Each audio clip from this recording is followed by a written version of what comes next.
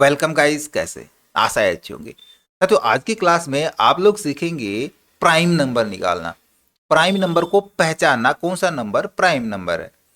कैसे पहचानोगे? Prime number वो number होते हैं जिनके दो ही फैक्टर होते हैं, या तो वो एक से डिवाइड होंगे या खुद से डिवाइड होंगे। जैसे 7, 13, 17 है ना, ऐसे बहुत सारे होते हैं जो प्राइम नंबर होते हैं। तो उसके लिए हम प्रोग्रामिंग कैसे करेंगे ये प्रैक्टिकल जानते हैं इस वीडियो में, तो इसमें अंत तक बने रहिएगा। नमस्कार साथियों, मेरा नाम है मनोज कुमार और आप देख रहे हैं कंप्यूटर ज्ञान गुरु चैनल। तो चलिए सीख लेते हैं। देखो, पहले तो व्हाइल लूप का यूज करके हम प्रोग्राम करेंगे। तो आपने सिर्फ इसके लॉजिक को पकड़ना है, किस प्रकार से प्रोग्रामिंग करेंगे, क्या स्टेटमेंट देंगे, है ना। सबसे पहला तो काम आता है कि हमने वेरिएबल कौन सा लेना है। देखो, सबसे पहले तो हमने एक यूजर से इनपुट लेना है। हम आई के अंदर इनपुट ले लेंगे, एक आई नाम का वेरिएबल ले लिया। फिर हम आई, मान लीजिए यूजर ने कुछ भी इनपुट दिया 5, तो हमने 5 तक एक एक नंबर से उसको डिवाइड करके देखना है। तो एक एक नंबर आगे बढ़ते जाना है, तो हम एक वेरिएबल और लेंगे, जे को चलाएंगे आई तक। ठीक है ना। कैसे चलाएंगे देखो, मैं अभी फिर से बताता हूं। और फिर हमने काउंट कराना है कि जो रिमाइंडर यानी कि पूरा पूरा जो डिवाइड हो गया, पूरा पूरा कट गया, कितनी बार कटा। तो प्राइम नंबर तो वही होते हैं जिनके दो ही फैक्टर होते हैं। तो हमने फैक्टर काउंट करने हैं, तो उसके लिए हम एक वेरिएबल और ले लेते हैं, एक काउंट नाम का, और इसको सेट करा देते हैं 0 पे। ये देखो, इसको हम COUT कर देते हैं। ठीक है, बल्कि ये भी नहीं होगा, हम काउंट के लिए कोई दूसरी स्पेलिंग ले लेते हैं, CNT करा लेते हैं, इक्वल 0 पे इसको सेट करा देते हैं। पहले तो यूजर से इनपुट ले लेते हैं हम कि भाई कोई भी एक नंबर इनपुट कराए, एंटर ए नंबर। कोई भी नंबर डाले चेक करने के लिए कि भाई वो प्राइम है या नोट प्राइम है। इसको हम CIN से स्टोर करा लेंगे, आई के अंदर आ गया हमारा नंबर। अब इनिशियलाइजेशन क्या लेना है, हमने लूप चलाना है, तो पहले इनिशियलाइजेशन लेंगे। तो हमने लूप चलाना है कहाँ से कहाँ तक। आई में नंबर आ गया, जो भी नंबर दिया यूजर ने, मान लीजिए 5 नंबर दिया। देखो, सबसे पहले तो हमारे पास यहाँ पे 3 कंटेनर बन गए, आई नाम का बन गया, एक जे नाम का वेरिएबल और एक काउंट नाम का वेरिएबल है। अब यूजर ने आई के अंदर दे दिया 5, और जे हमने कहाँ से चलाना है, 1 से स्टार्ट करना है। पहले 5 को 1 से डिवाइड करेंगे, फिर 2 से डिवाइड करेंगे, फिर 3 से डिवाइड करेंगे। तो जे हमने एक एक इंक्रीमेंट कराना पड़ेगा। तो इनिशियलाइजेशन भी हमारा 1 से हो जाएगा, जे को हम 1 पे सेट करा देते हैं और व्हाइल कराएंगे। कंडीशन कहाँ तक चलाना है हमने, कि जे को आई तक चलाना है, तो लेस देन इक्वल आई करा देंगे। आई और उससे कम जितनी भी आई की वैल्यू है वहां तक हमने चलाना है। कंडीशन क्लियर हो गई। अब देखो, यदि ये कंडीशन, हम यहाँ पे एक इफ की स्टेटमेंट लगाएंगे और कंडीशन में देंगे कि हम आई को डिवाइड करते हैं सबसे पहले तो जे से। तो आई को जे से डिवाइड करेंगे तो आई का जे मॉडुलस कितना, बराबर 0। यदि पूरा पूरा भाग चला जाता है तभी तो 0 मॉडुलस बचेगा ना।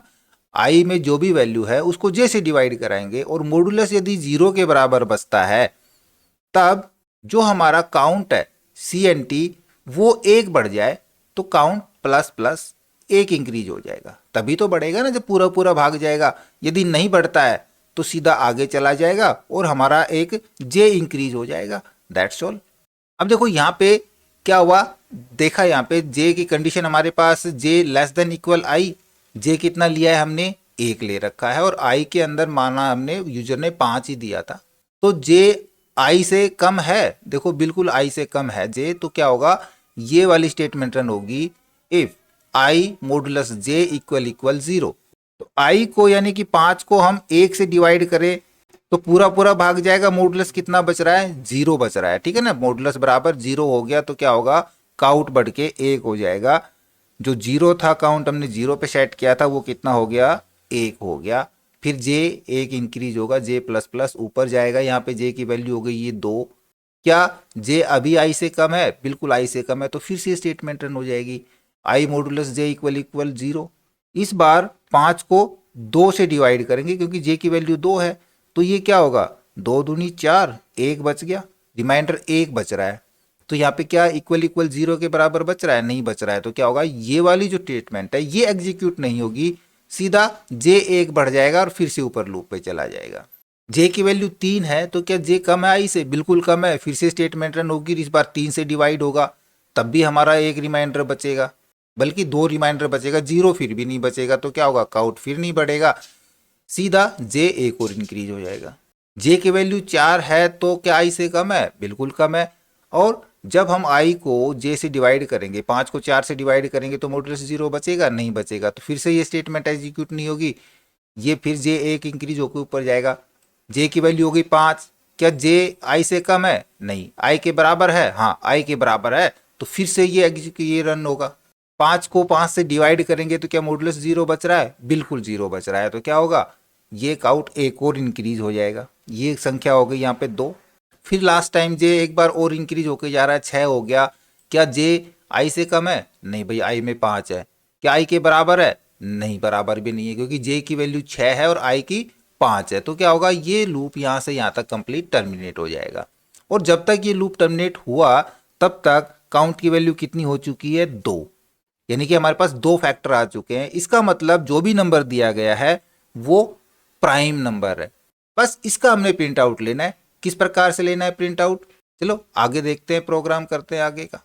हम नीचे आ जाएंगे और यहाँ पे फिर से इफ की स्टेटमेंट देंगे कि यदि CNT जो हमने लिया है काउंट इक्वल टू, यदि ये 2 के बराबर है देन सी आउट आ जाए हमारा प्राइम नंबर, अदरवाइज वो प्राइम नंबर नहीं है तो सी आउट नॉट प्राइम नंबर, या फिर इसको कंपोसाइट नंबर भी बोलते हैं, तो हम लिख देंगे कंपोसाइट बस, और रिटर्न 0।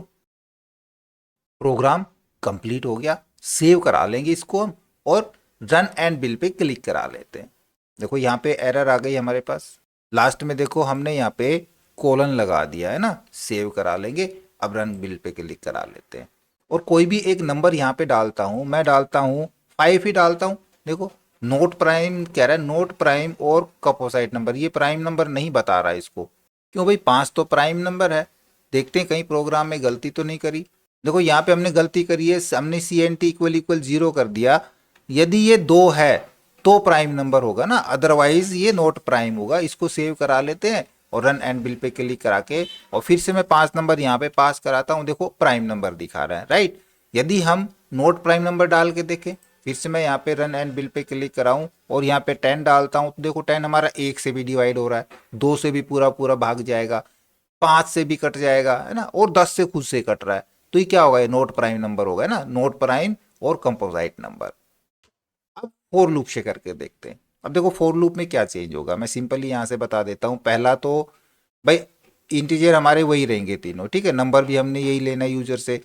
इनिशियलाइजेशन यहाँ पे हमने लिया है, इधर हम जब फोर लूप लगाएंगे तो लूप के अंदर इनिशियलाइजेशन होता है ना, तो हम 4 करेंगे और यहाँ से जो j इक्वल 1 है इसको हम लूप के अंदर देंगे, j इक्वल 1, इनिशियलाइजेशन हम यहाँ पे डाल देंगे, कंडीशन हमारी सेम ये रह जाएगी और इंक्रीमेंट डिक्रीमेंट भी हमारा यहीं पे आ जाएगा, तो यहाँ से इंक्रीमेंट डिक्रीमेंट भी हम हटा देंगे, बस और कुछ चेंज नहीं होगा, बाकी सिमिलर रहेगा ऐसे के ऐसे एज इट इज। सिर्फ हमने इसको रन करा लेना है और जो भी नंबर यहाँ पे पास कराएं, मैं 7 पास कराता हूँ, देन प्राइम नंबर। तो सिर्फ आपने इसका एक बार लॉजिक समझना है कि हम क्या रिजल्ट चाहते हैं और एक बार इसकी प्रैक्टिस करके देखना है। ओके, आशा करूंगा वीडियो आपको जरूर अच्छा लगा होगा। इसी प्रकार अच्छे अच्छे वीडियो देखते रहने के लिए लगातार हमारे साथ बने रहे, हमारे वीडियोस को ज्यादा से ज्यादा हम दोस्तों में शेयर करें, में लाइक करें और यदि नए हैं हमारे चैनल पे तो हमें सब्सक्राइब जरूर कर ले।